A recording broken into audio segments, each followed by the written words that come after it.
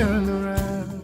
Hello and welcome to Springboard, your virtual university. My name is Albert Ocran, welcoming you on behalf of Team Springboard led by Comfort. This is your most inspirational show and that place where the biggest minds in the world converge. Springboard is brought to you by the Springboard Roadshow Foundation and proudly sponsored by Enterprise Group, Enterprise Your Advantage, MTN Pulse, Just Be, our media partners, the Multimedia Group, and the graphic business. Here we are today in the money edition of Springboard, your virtual university, talking about securing your financial future. Listen, if you know somebody who doesn't need this conversation, they're not alive. Securing your financial future. We'll focus on the need, the how, the why, the benefits, the principles, and the process of ensuring that in future you will never be hungry or broke. And that is the focus of today. And let me give you one hint before I introduce my guest. If it is true that the length of your retirement is 18 years, then if you don't take this conversation serious, it could be a bleak midwinter for you. My guest, Managing Director of Enterprise Trustees, Mr. Joseph Ampofo, they call him Big Joe. Big Joe, good to see you. Good to see you. Good to see you.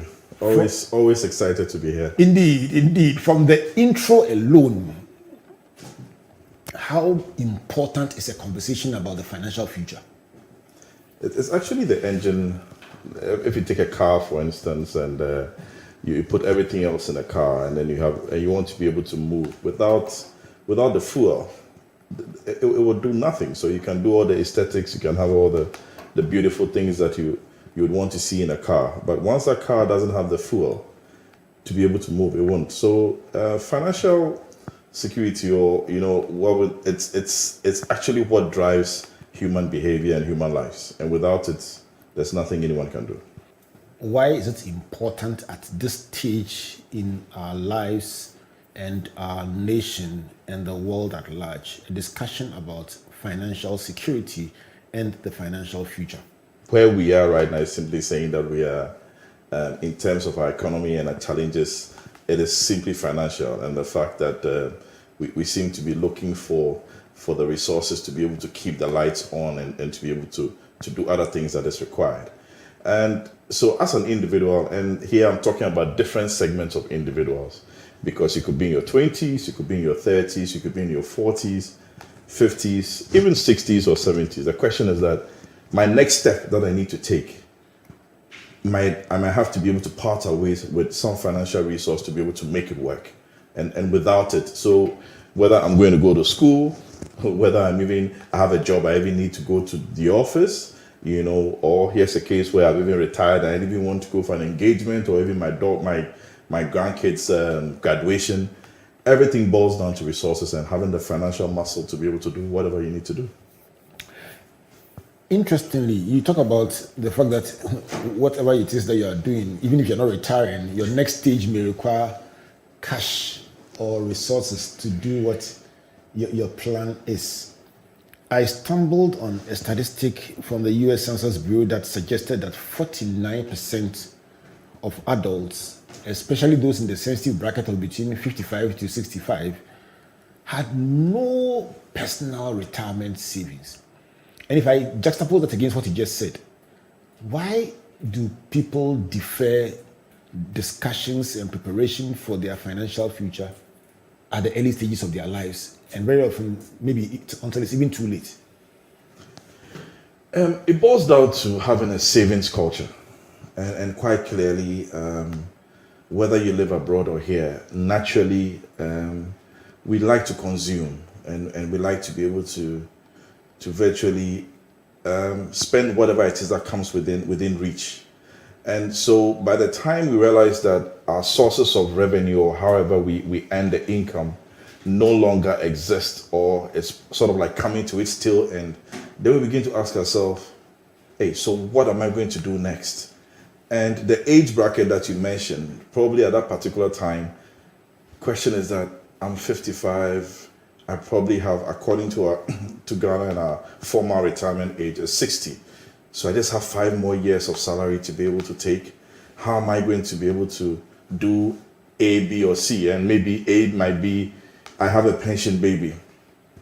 What is going to happen in terms of fees? Or I am building this house, and I decided to build some 8-bedroom house because I wanted to show that I am the director in my business, and I'm 55 and I have to finish this 8-story building, and my children are probably off to university, so I have to finish the building to show that yes, I was a director wherever I was. So quite clearly, you realize that at these stages, to be able to fund these things, then you begin to realize, I don't have that much time. But when you're younger, you don't think about those things because yours is about consumption. Oh, there's this beautiful 55-inch, television that has come. Oh, there's this beautiful BM X series, that has come that I must be seen to be sitting in, and you go and rent an apartment and you are by yourself and you're like, oh, I need to rent a 2-bedroom apartment, a 3-bedroom apartment in a particular area to show who I am. So I think it's more to do with our taste and our wants, which overrides the needs, and that is where we tend to find ourselves in a problem. By the time we get to almost retiring, we are then in a panic mode as to we haven't really resolved our needs properly, and that's where we get into panic mode. So yes, in terms of why we don't seem to think about our retirement much earlier, it's simply because, one, is the knowledge there. Are people told? Are people given information? What's the financial literacy solutions that people get? You realize that the formal sector, largely to some extent, because of the mandatory nature that solutions are put in place, there's some cushioning to some extent. So people would finish and they'll probably retire on their Tier 1 benefit and then also have a Tier 2 solution. So that gives them a sense of, I've been preparing for retirement. But when you start actually utilizing that money to live on, then you realize that, hey, it's probably not enough because I didn't do enough prior to being retired. So maybe those are some of the considerations. So if I understand you well, you're saying that people generally have a consumption culture, actually when they are younger, and only wake up when they are getting old and it's getting too late. Exactly. And you are saying that from the formal sector, even if you are not interested, there is a mandatory system that lays up a tier for you for your retirement. But you're saying that the mandatory system, the SNAIT that you typically will be relying on from calculations will most likely not be enough to meet your needs. So some people have the misconception about Tier 1, which is SNAIT. I'm earning 1,000 Ghana cedis. From the principles, it's an insurance. That SNAIT is, the Tier 1 is actually insurance. It is not 100% insurance. Basically what it's saying is that when you get to retirement age, the insurance there for SNAIT and Tier 1 is, I will pay you at most 60% of your best salary that you were earning. So if it was 1,000 Ghana cedis that I was earning, which means that I would now be living with 600 Ghana cedis at best. Okay, and that is what it is. Some people on the feel as though, well, I was earning 1,000 Ghana cedis and therefore I could send 100 Ghana cedis to Antia, spend 200 Ghana cedis at Antimuni, and then go to maybe Bloomba and spend 300 Ghana cedis and do other things with it. Now I retire and I realize that I'm left with only 600 Ghana cedis. So Antia, who I used to send 100 Ghana cedis to, now what do I do? Because I'm now chairman of a funeral that they've called me to go and sit under, or outdooring and they say, oh, you are the one to come and be the naming person. So I have to be able to give money. But my 1,000 is now 600 Ghana cedis. And I used to spend on 1,000. So what do I do now since it's just 600? So those are some of the challenges where people just think about the fact that Tier 1 is an insurance and the insurance is capped. And the cap is not more than 60% of what you were earning. Right. But really, the statistics are also saying that for you to have a comfortable retirement, you must have at least 75 to about 80% of your present income saved. So there are many other things that you need to do which probably would take up. And I mean, for us in Ghana, it's even a challenge because 1,000 Ghana cedis in December, if I give you that 1,000 Ghana cedis today, which means that it cannot possibly purchase the items that I did in December. So which means that for me, I would need a little bit more than 1,000 Ghana cedis today. So if I just saved on 600 Ghana cedis, then I'll have a problem. And that is where most of us today in the formal sector are finding ourselves. I mean, the statistics that we ran show that since 2010, where the private sector started paying benefits, we've noticed that most people are just retiring on the mandatory component of their retirement possibilities, which is just the tier 1 and the tier 2, just sticking to the normal 5% contribution and the employer matching with 30.5. They've forgotten all about the fact that government said, I'm giving you an opportunity where you can build your personal pension or your personal savings up to 60.5%, and it's tax-free. So you don't pay taxes on it. So which means that at least by the time you're going on retirement, there is a 35% cushion aside all the other savings things that you need to do. And that is what, unfortunately, most people are not doing. They're just simply focusing on the mandatory. And as I said, because we like compulsion, so compulsion is, if it's deducted from salary and the law says this one, then I'll do it. But if it's voluntary nature and come on your own, it's like, this one, let me go and buy a bottle of beer. So what you're saying is that the part you said that caught my attention is that there are peculiar costs that are associated with retirement or aging. Yes. The one, you call it to be chairman at some family meeting, and you can't say you go funeral planning. And don't forget, you also have traditionally, as you're going as chairman, also tutuntuma. Yes. So you might have to buy a new cloth. And the kente seller to is coming to you say, I'm moving a new kente for you because you are going to be your grandson or your granddaughter, you're going to name the child. So you're also putting your best cloth. It's not for free. You have to buy it. You pay for it. And it would seem that at that point, your medical bills tend to be higher.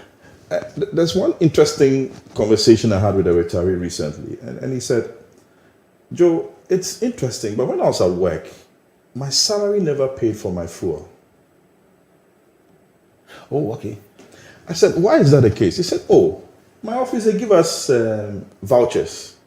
So they give us like a card, like a Tom card or a fuel card. So every month they'll fill it up and I go and I purchase. So it wasn't part of my salary. But now that I've gone on retirement, I was expecting to see that Tom card being, continuously funded. But the day when I finished my work, that was it. And I realized that 60% of my salary that I'm earning for tier 1 and even my tier 2 lump sum that was paid for me, that is what now I have to spend on fuel. And fuel prices are shooting up. So something that wasn't planned for, it's even not part of my current salary consumption or expenditure, let me put it that way. All of a sudden now it's a new introduction. Is it a fair thing to say that most people do not actually know how much they need to retire on? To be honest with you, yes. And the problem with that is that you can estimate to some extent, but quite clearly, even if you estimate, the system also has some changes that automatically happens. So right now we are having to pay 3 times or 2 times what you have budgeted for your fuel. Okay, you go to the market today and you are purchasing certain items for the home. All of a sudden, it's now gone about 2 or 3 times. So it is possible that you might estimate to say, well, I might just go out once a week. But now the cost of that once a week is such that it wasn't something that you had planned for. Yes, so most people actually don't really sit down. And I think the bottom line is, do people have a financial plan? Right. So let's go on to the need for a plan. I mean, only 12% of people apparently have written retirement plans in place. I did some research on statistics that relate to retirement and financial planning. And the more I read it, the more troubled I became because it didn't get any better. It seemed to me, and I'll tell you why this conversation is very important. Big Joe, we've had conversations on this show about preparing for the future. And we've had people calling and say, you know what, my heart is broken. Because if somebody had told me this 10 years ago, 20 years ago, I would have made different decisions. We've had people call us off air and say, you know what, people think I'm fine, but maybe, and you know, people talk about it with such strong emotion. So we've made a commitment here at Springboard that every single year we will have a discussion about financial security for the future, preparing for retirement. And sometimes the people calling to open up to us are very well educated, but they say, listen, nobody told us. Almost like the story of the person who says, the biblical story of the guy who says, you know what, you go back and tell my Lazarus and Abraham, go and tell my brothers and Charlie, they must do something because this is a serious matter. Yeah. How critical is it for anyone, no matter what they are earning, to have a written plan? And what must that plan have? So the most obvious is, what do you want the plan to achieve? So, and remember in the beginning when we started the conversation, I said anyone listening to us now might be on different age segments. So you could be 20, you could be 40, you could be 50, and you could be 60. And the question is that I don't have a financial plan. So the very first thing is, okay, so why do I need a financial plan? So depending on your age bracket, your goal, and then your financial plan, there could be a short term, there could be medium term, and then there could be a long term. So let's say I'm young. So my short term plan is I want to be able to acquire a vehicle. Let me put it that way. Now, your processes of acquiring that vehicle means that you need to be able to save something a little bit more today to make it. So once you do that, then the next question that you ask yourself is, okay, so I know I want to be able to earn this vehicle. Today, how much do I have? Do I have any loans? Did I, take a loan to purchase some TV, or somebody came to the office and said, oh, they are selling kettles, there's this new shoe, but you can pay every single month a little bit amount. So what's my net position today? When I take a look at everything that I have, and I take a look at how much it is that I have to pay out, what's my net position? Once you've done that, I said, okay, so now that I know my net position, this goal that I want to achieve, whether the short-term goal, the medium-term goal, and the long-term goal, what do I need to do? I need to change my spending pattern. So you now put together a certain budget to be able to try and meet it. And then in the budget, you also have to put in certain contingencies and there's one thing that I picked up in this particular regard. For people who are in the formal sector, and there are also people in the informal sector, but the formal sector workers, they get salary revisions every single year. What happens is that the top up in that revision could be used to go into part of planning for this your short-term or your medium-term goal. But immediately, what happens is that it goes into consumption. So someone started earning national service 600 Ghana cedis, 700 Ghana cedis. And that person owns an iPhone, which is 3,000 Ghana cedis. Ask me how they got it. Probably through some facility or whatever it is. But the person now starts earning, their first job, and they start earning 1,500, 2,000 Ghana cedis. And they said, oh, let me change my iPhone to something else. So instead of that top-up salary that came, which should go into part of the budget savings, and into some investment vehicle, they now take it into consumption. So the care about putting together a budget is that you must be consistent. Okay. Consistency is very, very important. So now you have your financial, you know what goal you want to get. You've drawn up your budget. You now start looking and say, okay, so what are my income levels? What do I need to be able to put in? And don't forget, because of the economy that we are in, today, when we started a few months ago, inflation was somewhere in the teens.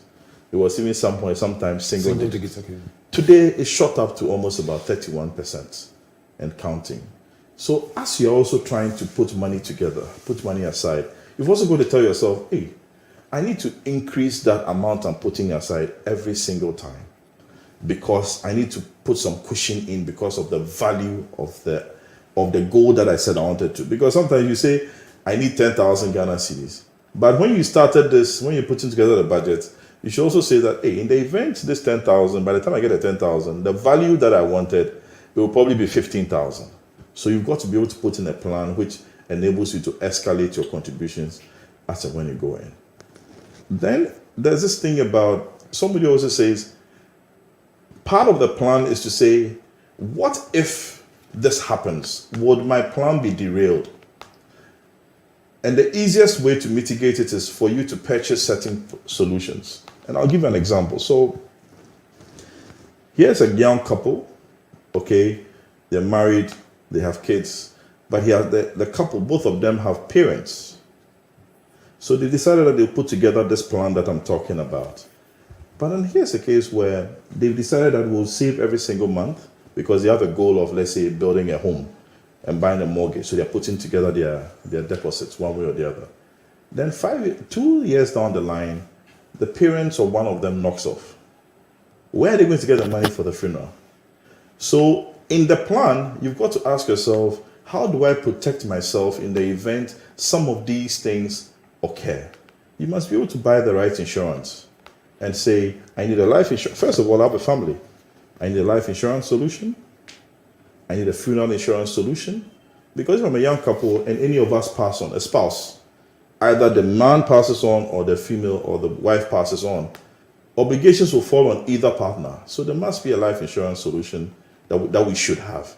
Secondly, if any of our parents go, Eja, they'll call us to be able to contribute. And if I happen to be the first child, that's even worse. I have a personal story, and this happened very early in my insurance career, where there was a client who was doing comprehensive insurance, and I used to be the officer that the person would come to. And after the third year, the person came and said, look, Joe, this thing is useless. I said, why? He said, every year I'm paying, nothing happens. I want a third-party insurance. I said, oh, but why would you? He says, no, I want a third-party insurance. So he comes in the morning at 10. He says, the policy was expiring today. He says, convert it, I want a third party, I'm tired, you put it. I said, okay, no problem. So he paid a reduced premium. The guy walked away laughing. Then around 7 p.m., he calls me. Hey. I said, what's the problem? I have an accident. I said, where? Adenta. He showed me housing down area, there was a car that crossed him and he's run into a home and stuff like that. I said, are you all right? He says, yes. I said, nobody got injured. He says, so nobody got injured. I said, okay, then that's fine. That's the most important thing I want to hear, that nobody got injured. Then as he had settled, I said, so the vehicle, it says, Charlie, the wall is even on the car. He doesn't want to look at it. I said, okay. I said, please go to the police station. I want the police to record the time of the accident. I said, you know why? Your policy expires at 12 midnight. You spoke to me at 7 p.m. Go and get a police report to confirm. Your comprehensive policy is still active till 12 midnight. Are you serious? This is like Sini. This is like Sini. I remember how passionate we had this conversation in the morning. And you could tell from his face that as far as he was concerned, this is a solution that didn't give him the value he thought he had. And that's because he must be told that it will happen before he comes. And that's not how insurance works. You know what? When I come back from this break, we will take our time and start from the beginning and construct step by step, because it's a serious matter. Big Joe, I have this book in my hands. It's called Snakes and Ladders, one of our books by Comfort and I. Yeah. And the funny thing about Snakes and Ladders, it talks about how you can climb, and then just when you got to like 72, one incident can bring you back to 7. Exactly. And there was some snake bee that I will never forget. It was at 99. It can bring you to like 2. In fact, when we come back from this break, whoever you are listening, we will start from the starting point, because it can get very confusing. And the funeral, and then personal, and then vehicle, and then motor, and then the housing. Let's take our time. Yeah. Where do you start from? Step 2, step 3. Hopefully, by the end of this program, at least you will be comfortable in a position where your future cannot be derailed by one incident. Please don't go away.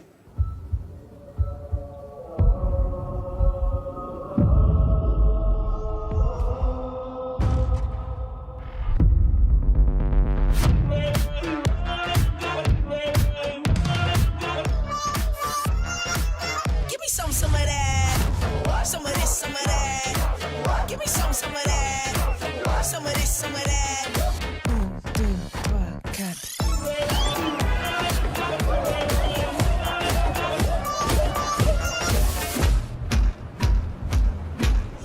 One, make you melt like the sun. Two, I can make it all about you. Three, you should make it all about me. Four, yeah, I think I like that more.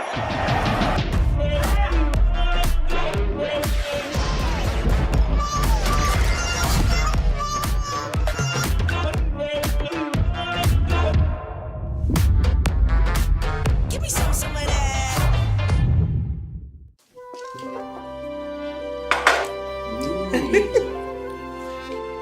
Well, now that we are all here, I want to start by saying what a difficult year it has been for all of us. But then there's also a lot to be grateful for. You know, like when I bumped my car into a taxi right at our junction, and the insurance company paid my claims the very same day. And remember the surprise cash bonus we received for our funeral finance plan? That is what sponsored our trip to the beach. And the song we sang all the way to Pram Pram. I'm also grateful that every passing year brings me closer to enjoying the retirement benefits I have contributed so much to. And how since I started working from home after the COVID pandemic, I've been taking better care of myself. Even my doctor can attest to that. Speaking of that, I'm very grateful to the team at Transitions for giving Grandpa a befitting send-off. Well, on a happier note, I am grateful to have found an affordable office space to rent at Advantage Place. Enterprise, your advantage. Welcome back to the Money edition of Springboard Virtual University with my good friend Big Joe Ampofo from the Enterprise Trustees, the managing director, helping us to unpack what is probably the most important conversation of your life about your financial future. This is brought to you by the Springboard Roadshow Foundation and proudly sponsored by the Enterprise Group, MTN Pulse, with media support from the Multimedia Group and the Graphic Business. So far, Big Joe has been telling us that your financial future is the engine of all your plans for the future. That's the pivot of the plans. The second thing he's been saying is that the need is real because your very next item on your plans, whether it's a graduation or a course you want to take or a wedding you want to do, may require you to dig into those reserves. The third thing he's been saying is that people don't prepare early enough because we have a consumption culture, and especially when we are younger, our focus is more on showing off than preparing for the future. The fourth is even more scary. He says ignorance is the reason why many people destroy their financial future. And he's saying that many people who are in the formal sector are supposedly cushioned by the tier one solution that guarantees maximum 60% of your highest salary. But hey, can that take care of you? You need probably up to about 85% to ensure your lifestyle is guaranteed. Then he has a part that is even more annoying, that there are new bills that come with old age that are not there with young age. Sharing functions, naming children, becoming godfather, and then health bills. And then the fifth one you shared, Big Joe, is the financial planning matrix. Determine what you need short-term, medium-term, long-term. Number two, assess how much you have in your net position. 3, what do you need? And then 4, draw a budget and provision for contingencies that you didn't plan for. And that is where the thing got spoiled. That after all the plans you've made, if you don't provide for contingencies, the snake can bite you at 99. One funeral, one accident can bring all your plans down to zero. Big Joe, that was very scary. The story you told, again, the story I told, showed serious vulnerabilities. Yeah. Anyone is listening tonight and saying, you know what, you help me, I need help. And that's what you are there for, Enterprise Trustees. The person who is listening to say, okay, step 1, step 2, it doesn't matter who they are, what should they do? Okay, so let me begin by saying I'm talking to Kojo and Ama, who probably are working. Kojo owns a store, and then Ama also owns, or let's say, is an employee of a company. So Kojo, for instance, who owns a store, or maybe it's a tailor, or probably it's also a mechanic, is asking, so this whole big English that we are talking about, how did they get part of it? So he, for instance, Kojo doesn't have a solution like the formal sector worker, for him to be able to dial into a Tier 1 or a Tier 2 solution. But simply put, all you can do is, Kojo, you can dial *714 *333 hash and start. Slow down. *714 *333 hash. This is a simple USSD solution that Kojo, who is a tailor, who is a mechanic, who is somebody who is running their own business. I can run my own consultancy that I'm doing. Or I'm a lawyer, I'm running my own stuff, or whatever it is. I just set up my own account where I contribute consistently over a period of time, any amount that I choose to. Pause. So you're saying that from the comfort of your home, listening to this program as we speak, you can take your Yam phone, you can take any phone you have, and dial *714 *333 hash. Yes. And it will allow you to open a personal pension account. That's what you're saying. Exactly. And you determine how much you want to put in. You determine how much you want to put in. Because the beauty about this solution is we are not compelling you to be able to say do 50 Ghana cedis or 100 Ghana cedis a month. Okay. Because you see, you need to be able to determine, like as we've gone through the objective that we put together, we rightly said you should be able to put together an amount that will be consistently done every single month. When we receive that, we then put that money to use in terms of investing it to give you a certain return over a certain period. So that's one. And that I talked about Kojo, right, who is doing his own thing. Now, before you go on, so the person who dials and sets up a pension plan, when they want to contribute, when they want to pay their premium, must they come to your office? You don't need to walk into offices. No, sit in the same way as you sat at the edge of your bed or even in your shop on your phone. You also do we do Momo transaction, and it hits your account. You get a notification, simply telling you how much is that you've contributed, and then you also are able to check on your statement. I was going to come to that. Yeah. So from end to end, from your home, you're there. You don't need to move. Our offices are located. Enterprise Trustees is around, but you don't need to walk because you are going to take you take an Uber, you take a taxi, you take a trotro. It's money you're spending. You don't need to come. So put that money rather in the account. Put that money in the account. I must say, sounds nice. Sit where you are. So that's a first step. Sit where you are. Now let's say you have more than a yam. You have a more sophisticated phone that you have access to an Apple, the store, the Apple Store or the Google Store. Here's a case where we are simply saying download the Enterprise Advantage app. Once you go to your Play Store or the Google Store, you see it there, Enterprise Advantage app. Once you download, you put in your details, you register, and there you go to the Enterprise Trustees page, pensions, and you set up your personal pension account. That as well, you sit in the comfort of your home. You are not moving from anywhere. You are not going to say, send me your GPS location. You can do all that, but you don't need to. I'll tell you what I love about this. And it's a very simple matter. The amount and time you would have spent traveling to the office and back, add that money to the amount you're investing. Thank you very much. And you get more money. And you get more money in your account. And it's your own money. And I like the part also about statement. I think exactly. I did a research that showed that one of the biggest inspirations for lifestyle change is when people get a statement.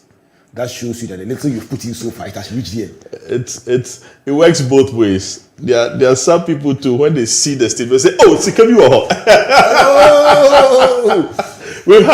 We've had situations where somebody says, so this money, how can I get it? I'm like, but you put this money there for retirement. Oh, okay. So it works both ways. But the beauty about it is you can be able to see the value of your asset grow. Do you ring fence the money to prevent people from destroying themselves? Let me use those words advisedly. I know but I'm dying today. Why are you talking about tomorrow? I'm just being honest. Well, yes, there are some withdrawal considerations, and we expect that once you're putting this money aside, it is for long term, and therefore you cannot have it like it's not like let me put it this way: the fund doesn't work like an ATM where I just walk there today and say, okay, give me 10 CDs out of my money today, give me 20 CDs out of the money today. When you do that, then it means that you kill the opportunity for you to grow the asset via compound interest. So yes, there are withdrawal rules, and I believe that it's there are few. It must be there for some months, and we'll set the minimum. The minimum period is there where you allow the money to be able to grow and invest for your own benefit. Have you had a success story where somebody, when you mentioned the ATM, I was laughing because it would seem that as long as people know they can cash their money, it will be a temptation, because the next thing that comes, anytime you know that you have some money somewhere, if you don't know, you don't know. But when you know you have money somewhere, there's always a thought that now Minko is comfy here. So I can imagine that people would always think of that one, and you always will try to also put impediments in their way to prevent them from spending, as it were, their pension money. But have you had somebody come back to you and say, thank you for preventing me? This is what I've been able to do. So we started this business in 2012. I mean, yes, the government, the laws were changed, but then private sector pensions actually began in 2012. That's when we started receiving contributions. So for us, 10 years was when we now started to start paying benefits, and we are actually in our 10th year. So there are some people, yes, there are some people that have seen their statement, and the beauty about seeing your statement, and when they saw it, they realized that today their returns are almost about 50 to 60% of their total contributions that they've put in. That means that if you have put in cumulatively, let's say 1,000 CDs, your money is now 1,005. Is that what you're saying? Well, you're looking, yes, and quite clearly the point is that they ask themselves that if they had taken a little bit out of it, it would have reduced that effect. Right. You know, so quite clearly you notice that when people take a look at their total value, I'm being very conservative here. Quite clearly they realize that, wow, their total value, when you look at it, contributions make up just about between 40 to probably about 55%. The rest of it is the interest that has accrued on it. You know, so it tells you that if you consistently put money into a vehicle and you don't go back at it to be able to hit at it, it will grow and then give you the appreciated returns that you have. We currently are in a challenge where inflation is actually running away from us. But as investment managers, we're also doing our best to ensure that we keep the value of the pension assets that we hold in check. It is difficult, but it's something that we are also quite determined and trying to deploy some vehicles to be able to get us to do it. So from the perspective of Kojo, he's fine. He sits in the comfort of his office. He dials *714 *333 hash if he has a YAM phone. If he has a more sophisticated phone, he goes onto the app to download the app. Now let's talk about Akosia, who is an employee of a firm. And as an employee of a firm, the advantage that Akosia has is that the company is mandated to be able to do a retirement solution. So the company has a tier 1 and then has a tier 2. So this is where Akosia is contributing, or Akosia, for instance, is contributing 5% of their salary, and the employer is matching it with 13.5%. So they have a mandatory pot of 18.5%, and that is what funds the SNIT tier 1 and then funds the private sector tier 2. Now, what we are saying is, and this is what we've noticed, since 2020 when we started paying benefits, you won't believe it, about 98 or 99% of people we've paid who have accumulated their savings for the past 10 years, none of them took advantage. That 99%, or let's say under 1%, took advantage of the third tier, which is voluntary in nature, which would have helped you to accumulate your savings. And even that, they had a tax waiver of up to 16.5%. So you ask yourself, if 5% of my contributions can give me X, what if I was putting 10% of my contributions into a fund for the past 10 years? They would have walked away with a much healthier retirement fund than most of them have done in 2020 and going beyond. So for Akosia, for instance, the likes of Akosia, we are saying, does your company have a third tier? They can do it by having a provident fund. Even if they have a provident fund, ask yourself, how do I even start up my own personal pension And the question is that your employer doesn't need to sign off on your personal pension.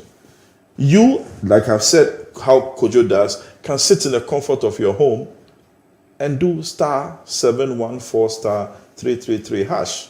So what you're saying is that the tier 1 and 2 guarantee you a certain level of support, and that is deducted at source from your salary before it is given to you.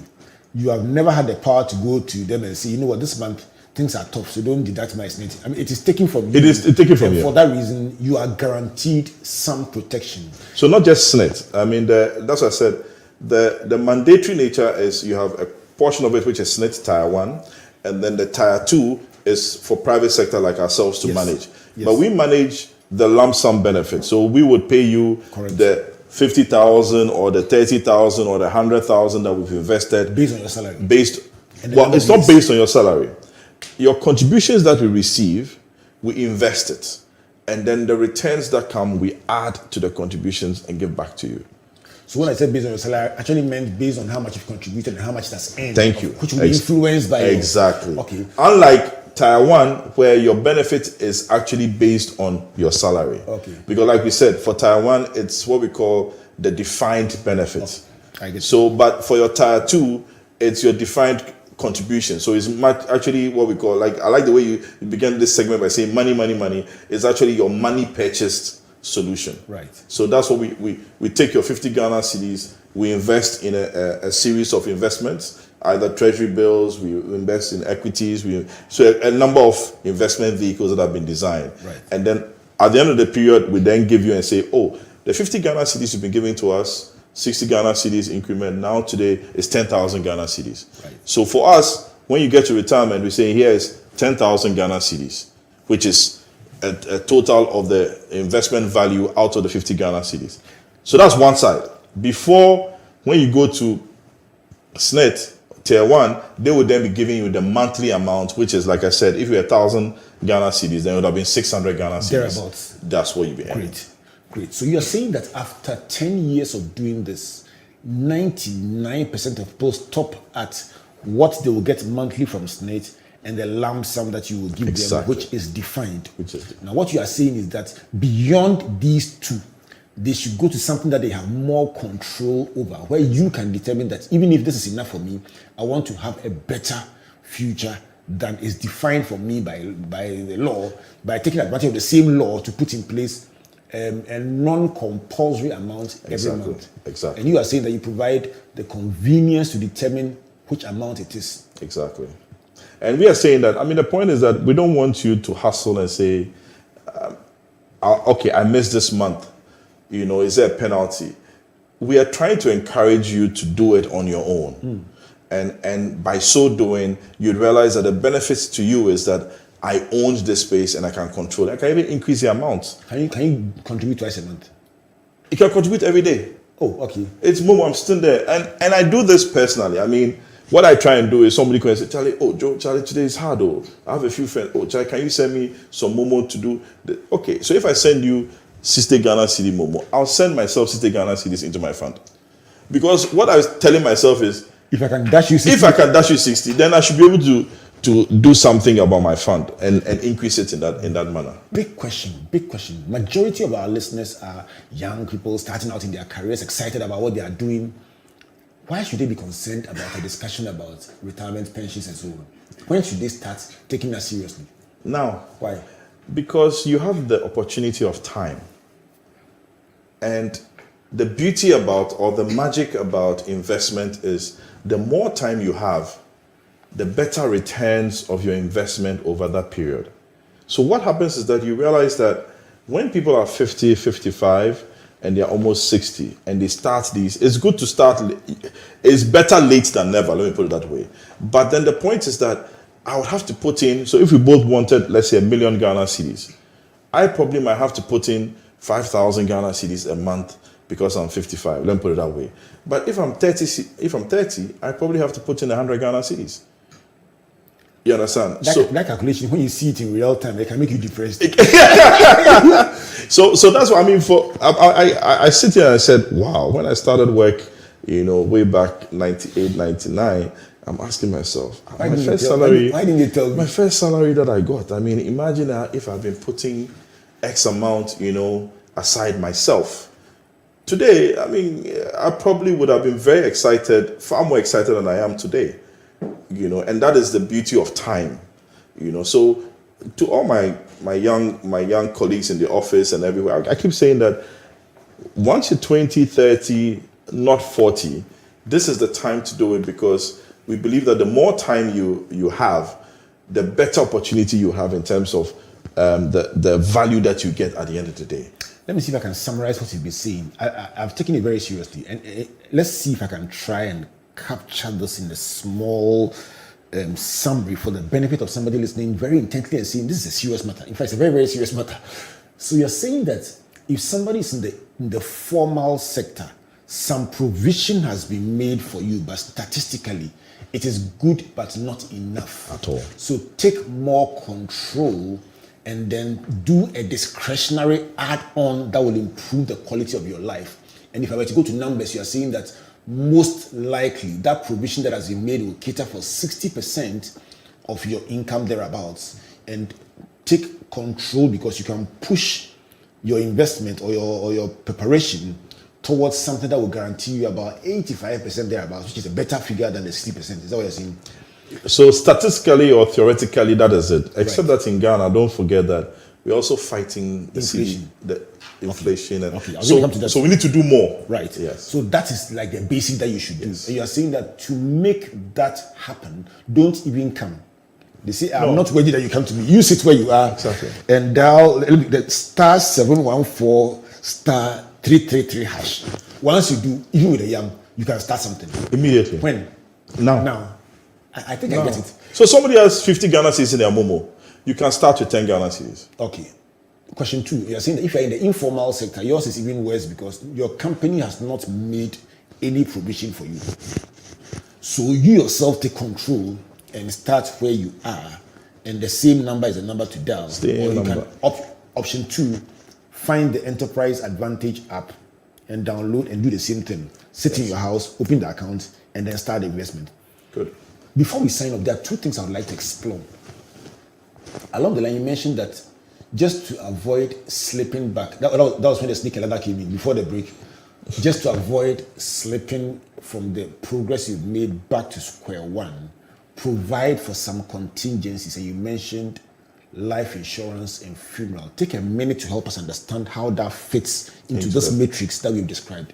So, like I gave the example of Kojo and Akos, who have started this solution. And don't forget that as individuals, we are faced with certain risk. Question is that this fund that you are building, you can only get access to it at certain times. But then I might have some emergency. So the question is that those emergencies come in the form of unforeseen events. So there could be a death in the family immediate, which is either Kojo himself could pass on, and then his family gets into trouble, or his spouse could have it, or their parents. And I think even for family members, the question is that if your in-law passes on, one way or the other, it also falls on your leg. It's on the leg. It's on your leg. You can take insurance to cover these things. And I always tell people who have siblings that one of the beauty about siblings is take a policy together. Oh, okay. So we are siblings. So you take the policy, Kojo takes the policy, Amma takes the policy. All of them have named the father as the one. We all, when the funeral happens, we all go for the meeting smiling because we know that we have a cushion. Sometimes when you have the fighting at the family meetings, the funeral planning committee. But if you have this cushion, you'll be surprised. The funeral planning goes very smoothly. Why? Because each of you have a policy that you know that you are cashing in to be able to bury your parent.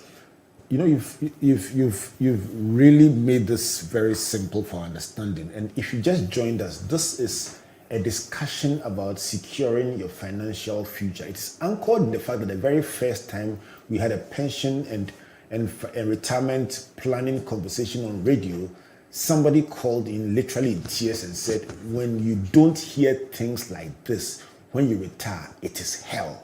and I know the person is listening today. I won't mention the name, but he calls me very often. And that was a wake-up call for us here at Springboard. So we've made a point every year to bring you back a conversation about financial planning, preparing for the future. Big Joe has been gracious enough to give us very simple to understand step-by-step guidelines, as well as, for me, the part I like, a number you can sit at home and dial, and say, even if I'm feeling lazy, Charlie, I can start from here Exactly. and build on from there. My final question to close. Big Joe, for somebody who says, hey, we are saying, so nobody told me this 10 years ago, can they put in a lump sum and then from there add their 10, 20, 30, 40 a month, a week, it's a very year, whatever? It's very possible. The most important thing that I always tell people is start now. Start now. You know, and let the journey and let the journey begin. I mean, we are actually in our 10th year of building the retirement pot for people, and in the 10th year, there's opportunity for people to take out some part of the fund to be able to do whatever you want to do, but without tax, because the government said, if you contribute into this fund from a tax that's for the formal sector workers, I'll give you a tax waiver of the percentage you are doing, but up to a cap of 16.5%. After 10 years, you can cash out. And if you cash out, I don't charge you any tax. But the question that we have to ask ourselves is, this fund is for retirement. So if after I look at myself as a 10-year cycle and I'm 30, and today I'm 40, because when you started 2012, I was 30. Today I am 42, you know, and now it is 10 years. Government says, oh, you can cash out. But the cash out was simply to enable you to start that lump sum that you're talking about, to help you to springboard to your retirement. That is a revelation. The word is springboard. Now, if you touch that springboard, what you effectively do is that you reduce the potential that you have for your actual retirement, which, like I said, you are 42 today. The next 10 years, you'll be 52, and in the next 8 years, you'll be 60, which means that you'd have shut yourself down in that. So but I know the times that we are in is challenging. Everybody's looking for some disposable income here and there. We only encourage that make the right choices in terms of what you're using your fund for. If it's for retirement, please keep it as such. There are other solutions that can help you. Take a short-term loan, you know, where you can be able to pay off, such that you don't touch your pot, but allow it to be able to grow. And we've come up with solutions. We came up with the first pension-backed mortgage solution, where we are saying that use your retirement assets to get a loan to enable you to move into a home. And through that, we have EcoBank and Stanbic, who are partners in our pension-backed mortgage solution, to be able to provide you with that solution. So it is important that we try and take a look at it. But I just want to encourage everyone that retirement doesn't end because I have started the process. You know, I've started contributing, because things come your way. So always take a look at all those contingencies that can actually hurt your fund. Because someone kind of says, can I make a withdrawal because I've got a funeral? But then if you're taking a life policy, you will not have it. Or I've lost, like I told you the story about our colleague who lost their property. You know, I've got to start all over again. Take a home insurance and you're covered. The motor insurance is largely because it's regulated, so most people would want to take it. I'm taking my phone right now and I'm dialing *714 *333#, and I hope it goes through, because right now I'm putting money on it by Momo. But your phone, your phone is not Yamo. So for those of you using his type of phone, I would encourage you to download the Enterprise app. I haven't done this for more than a decade. Just sign off in a minute by telling me what has given you the biggest fulfillment, either a client testimony or somebody who called you, or something that you witnessed that has given you the biggest fulfillment. Just to close. So remember I told you that 0.something% are actually doing personal pension. I remember when we even started that, there was one individual who actually came and said, here, take this money, I want you to start a personal pension with, you know. And quite clearly it was, we're like, okay, this is very interesting. But today, you know, we had one of these sessions and cocktail, and the person came around, and when we had, you could see the glee in the person's eyes regarding the decision they are taking and how things were working out for the person regarding, I believe that I'm going on to a more comfortable retirement than I would have without it. And that for me is something that I always look forward to, because I believe that our work, it's actually trying to help people to prepare adequately for the next phase, or the most important part of it, which is retirement. And people have, the other side is, don't forget, you also have medical bills. Okay, and these medical bills come in the form of many things. And your company medical bill ends when you leave the company. So question is, how are you going to fund all these things if you don't build up all these reserves in terms of the retirement fund? So if 10-year cycle comes and says, let me withdraw, think about the fact that, so what if something happens and I'm retired? Who is it your children? The children these days are not like before.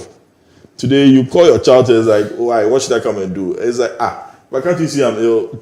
So what should I do? The children are different. Your children cannot be your retirement pot. And I think we should change that mindset. Somebody says, but I'm investing in my children so that they'll take care of me in your old age. No, because they'll take care of their children and their families. And that's what is happening. So the old solution of our retirement in our folklore is changing. It's no longer that situation where you'd have your daughters come to live with you and stuff like that. It doesn't happen. So you don't leave their husband. The reality is different. I'll tell you why this is very, very important. The good news is that life expectancy has gone up. Yeah. So you won't even die as early as, on average, no, as we used to before. So you are living longer, and that means you will need many more years, and therefore much more money to look after you after you retire. Big Joe, you know what? Any time we have this conversation and finish, I tell myself, let's do this again. Do you agree? Definitely so, because there's always more to talk about. I know that. There's always more to talk about. That. And I am happy that you made time for this conversation. Thank you for coming, and thank our friends at Enterprise Trustees, and by extension, the whole of the Enterprise Group, for supporting this platform to make the lives of our people who listen and watch us better every week, providing a springboard for them. We want to encourage you to not just listen, but act on it and share your testimonies with us.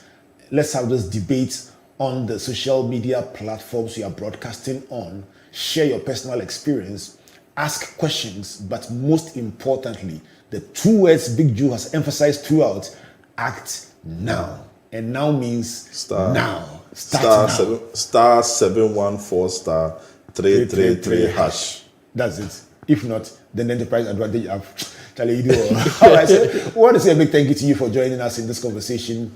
And next week, let's do this again. On behalf of the Springboard Roadshow Foundation and our partners, the Enterprise Group, MTN Pulse, and our media partners, the Multimedia Group and the Graphic Business. And by the way, on Tuesday, this story will be in the Graphic Business on page 18, as well as on springboard.com.gh, Graphic Online, and My Joy Online. My name is Albert Ocran, saying God bless you, and God bless you.